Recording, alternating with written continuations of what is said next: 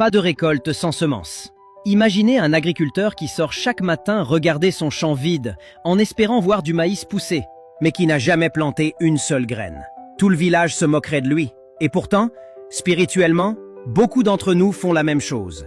Nous voulons la bénédiction sans sacrifice, la prospérité sans générosité, la victoire sans prière, la gloire sans obéissance. Mais Dieu nous rappelle un principe éternel. Pas de semences, pas de moisson.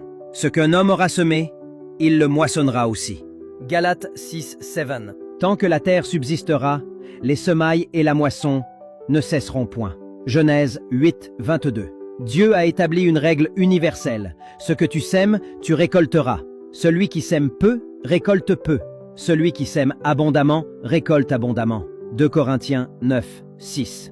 Tu ne peux pas récolter la paix si tu sèmes la discorde, ni la prospérité si tu sèmes l'avarice. L'un sème et l'autre moissonne.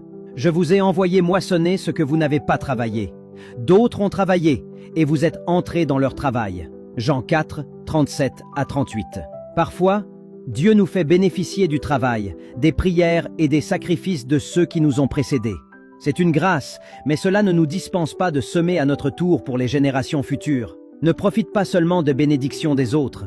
Deviens aussi une source de bénédiction. Celui qui sème pour sa chair, moissonnera de la chair la corruption. Mais celui qui sème pour l'esprit, moissonnera de l'esprit la vie éternelle. Galates 6:8. Tu sèmes la prière, récolte des exaucements. Si tu sèmes la générosité, récolte l'abondance. Proverbe 11, 24 à 25. Si tu sèmes l'obéissance, récolte la faveur divine. Mais si tu sèmes le péché, tu récolteras la destruction. Dieu ne se laisse pas se moquer. La semence est une loi spirituelle. Ce que tu fais aujourd'hui prépare ta récolte de demain.